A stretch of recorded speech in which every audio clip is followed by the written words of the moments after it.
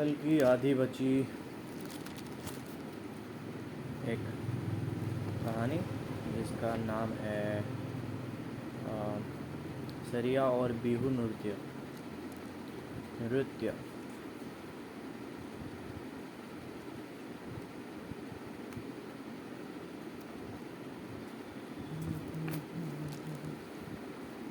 Angela और अनु ने देखा कि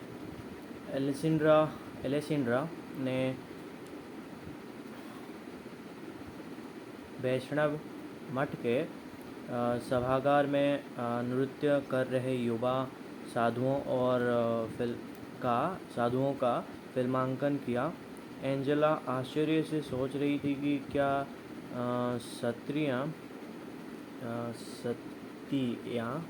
नृत्य सिर्फ लड़कियों और पुरुषों के लिए है।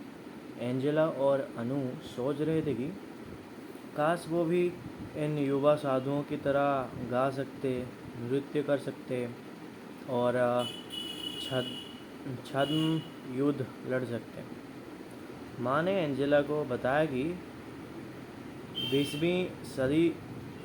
20वीं शताब्दी में मध्य में कुछ साधु मठों से बाहर आकर पुरुषों और महिलाओं का सत्या नृत्य सिखाने लगे। शुरू में ऐसे साधुओं को मठों से निकाल दिया गया, लेकिन आधुनिक दौर में महिला साथियों कलाकारों के लिए मंच पर नृत्य करना आम बात हो गई है। उस रात माँ महिला साथियों नृत्य गानों में का फिल्मांकन करने वाली थी। उस रात माँ महिला साथ क्या है ये श्रेय लिखा हुआ है पर साथियों कलाकारों के लिए मंच पर नृत्य करना आम बात हो गई है। उस रात माँ महिला साथियों नृत्य गानों का फिल्मांकन करने वाली थी। एंजेला बहुत उत्साहित थी। उसने रीना आंटी से आग्रह किया कि वो अनु को भी साथिया नृत्य में महिला नृत्यों को देखने के लिए साथ आने दें। आंटी ने स्वीकृति दे दी। उस रात अनु और एंजेला शास्त्रीय नृत्य देखने गए, जिसमें भगवान विष्णु के 2 द्वारपालों जय विजय की कहानी थी।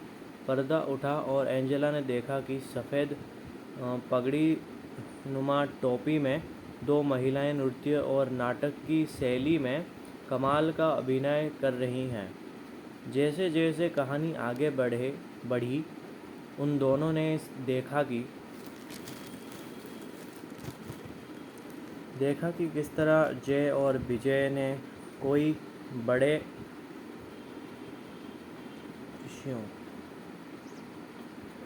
ऋषियों को भगवान विष्णु से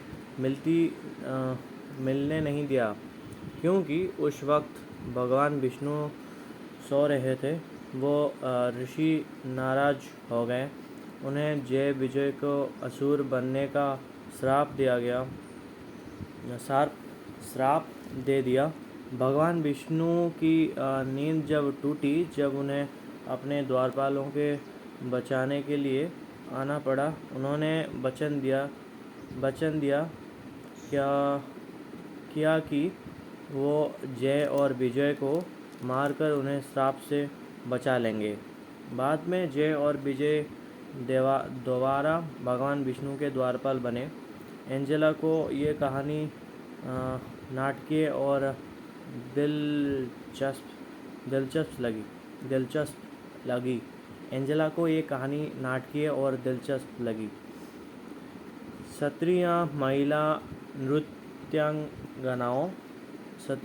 नृत्यांगनाओं ने जिस प्रकार की शक्ति, बल और आकर्षण प्रदर्शित किया, वो अद्भुत था। एंजेला को लगा कि उन महिला कलाकारों की प्रस्तुति क्षत्रिय नृत्य करने वाली पुरुष कलाकारों से भी बेहतर थी। इसके बाद के दोनों में अनु और एंजेला के ख्यालों में बस क्षत्रिय नृत्य ही घूम रहा था। उन दोनों ने स्वर्ग के द्वारपाल जय विजय की तरह हथियार और तलवार चलाते हुए नृत्य किया। एलेसिंड्रा बच्चों को इस उत्सुकता को समझ गई और वो उनसे क्षत्रिय कलाकारों के होने वाली साक्षात्कार में साथ लेकर गई। एंजेला और अनु बहुत खुश थी। उन नृत्यांगनों के नाम प्रिया और रीता थे। वो लड़कियों का क्षत्रिय और बिहू की कुछ खूबसूरत मुद्राएं और बारीकियां सिखा रही थी। एंजेला अत्यधिक प्रसन्न थी। वापस लौटने के बाद भी वो चलने, खाना खाने और यहाँ तक कि खेलने के दौरान भी नृत्य करती थी। वापस लंदन जाने के बाद वो उन सभी रिकॉर्डिंग्स को देखती रही जो उसके माँ ने रिकॉर्डिंग की थी। पूरे उत्साह के साथ वो असम की समृद्ध नृत्य परंपरा को याद करती रही। रंग बेरंग क्षत्रियों और आनंदित करने वाला बिहू। माँ उसकी गहरी रुचि को समझ गई और उन्होंने पापा के साथ मिलकर एंजेल के लिए असमी नृत्य पर एक शानदार योजना तैयार की। एंजेला ने लंदन में अपनी कक्षा में स्वयं किए गए नृत्य को वीडियो रिकॉर्डिंग्स के साथ उसका प्रदर्शन किया। उसके सहपाठियों शिक्षकों को ये बहुत पसंद आया। एंजेला इस बात से बहुत रोमांचित थी कि वो असम की खूबसूरत नृत्यों की झलक उन सभी को दिखा पाई। उसे बहुत अच्छा लग रहा था।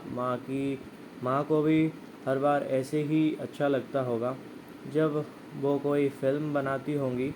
अब एंजेला के पास अपने लिए असम के नृत्य, बिहू और क्षत्रिय के साथ अपना खुद का मनोरंजन था। लेखिका जया मेहता, अनुवादक श्रवण कुमार सिंह, शिवेंद्र कुमार सिंह।